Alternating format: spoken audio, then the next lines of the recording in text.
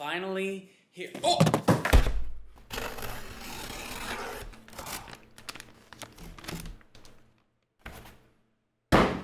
Guys, we're building a keyboard. Batting next. Introducing the PCB. 75% with some underglow LEDs. YMDK. With foam. Batting next. We have switches. Oh baby, look at those. We got MX Silent Reds. For the keycaps, I went with a gradient minty green color with side profile, glow through letters and numbers. Check this, the case and plate. Guys, this is actually insane.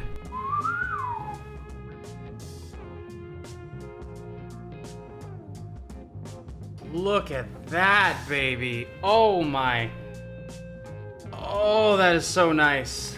Look at that walnut, real walnut. And now for the plate. Brass. Oh, come on. Come on. And then last but not least, our stabilizers. Let the build begin. There's a lot of switches here. Each one of these boxes has 22, I believe. 22, 44, 66, 88.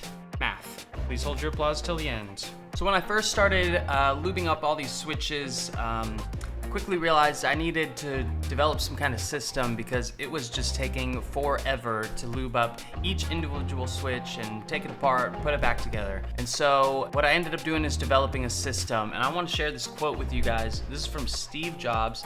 When you first start off trying to solve a problem, the first solutions you come up with are very complex. Most people stop there, but if you keep going and live with the problem and peel more layers of the onion off, you can oftentimes arrive at some very elegant, simple solutions. So as I'm working on these switches, lubing them up, it took a lot of time, but I noticed that I needed to be peeling off layers of that onion and finding some system that was more productive, because taking apart each switch one by one and putting it back together was just really slow.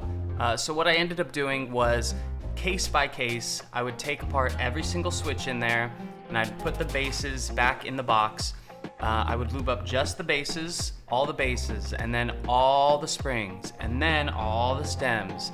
And then at the end, I would put them all back together. And I swear it cut the lubing time in half.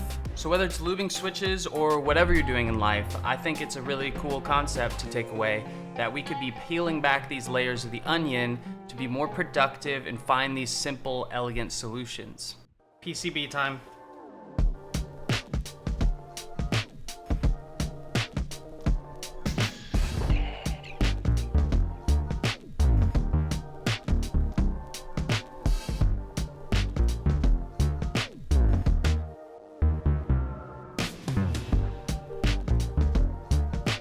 Keycap time. Guys, how is that looking though?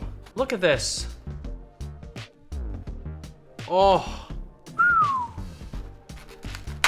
Oh my God, I really don't want this to just explode and go everywhere.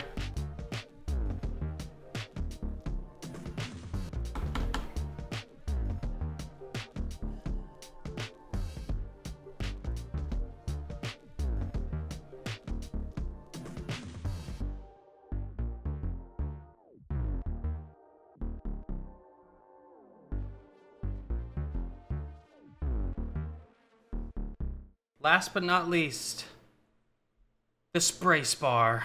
Feel it, work it in nice and slow. You can find the whole AyyPeff. You've done this before. Oh. It's done.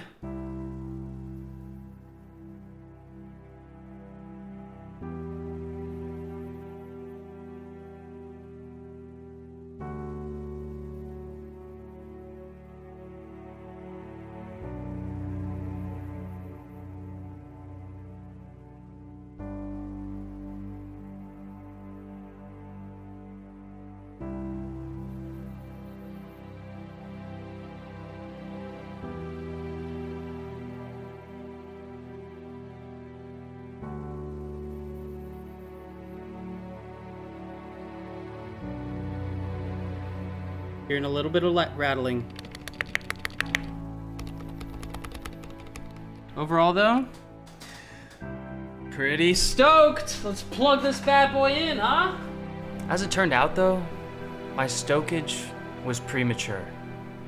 I plugged the keyboard in and the layout wasn't set up right. It took me about 6 hours of debugging and trying to figure out what files to import, what firmware to flash, before I could actually get it to work. It was a lot of work, very tedious, and it really killed the buzz of having a new keyboard. Until the next day when I woke up and I had this beautiful setup in front of my eyes. But there's one thing that they don't tell you about using silent switches. You can't fucking hear them! You don't get the audio feedback every time you click a switch in. So you don't really understand, it doesn't make sense in your brain at first if you actually click the switch. So you feel like your fingers are lagging behind with each key you press because you don't get that auditory feedback. As you'll see here in the typing test, it does make noise, but this is with my microphone about an inch or two away from the keyboard. When I'm about 1.5 to 2 feet away, it's very hard to hear, especially with headphones on.